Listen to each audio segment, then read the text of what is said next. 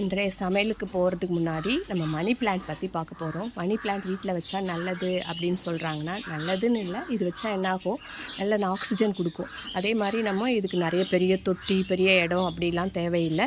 ஏன்னா சின்ன பாட்டிலில் போட்டு வச்சா கூட அழகாக ஒரு கிச்சனில் கூட வச்சுக்கலாம். அதனால் இது மணி தரும் அப்படி இல்லை, இதை பார்த்துட்டே இருந்தால் நம்மளுக்கு மனசுக்கு திருப்தியாக இருக்கும். அதனால் நம்ம கிச்சனில் வச்சோம்னா ரொம்ப நல்லது. இது வந்து அதே மாதிரியே சின்ன பாட்டெலாம் போட்டு அழகாக தொங்க விடலாம், எல்லாம் செய்யலாம். இது பாருங்கள் எவ்வளோ பெருசாக வந்திருக்கு. எல்லாம் பாருங்கள், எங்கள் வீட்டில் இருக்கிறது எவ்வளோ பெருசாக இருக்குது. நாங்கள் வந்து தரையில் தான் வச்சுருக்கோம். இந்த தரையில் இருக்கிறது தான் எவ்வளோ பெருசாக வந்திருக்குது பாருங்கள். இது வந்து குட்டி குட்டியாக ஏதாவது தேவைக்குன்னா கூட நாங்கள் எடுத்து பயன்படுத்திக்குவோம்.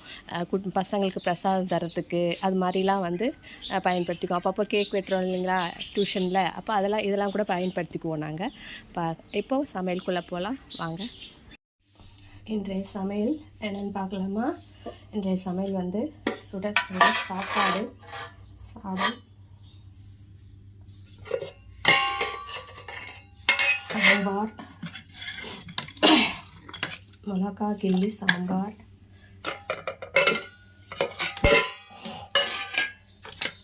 முட்டை தொக்கு, கோவக்காய் பொரியல்.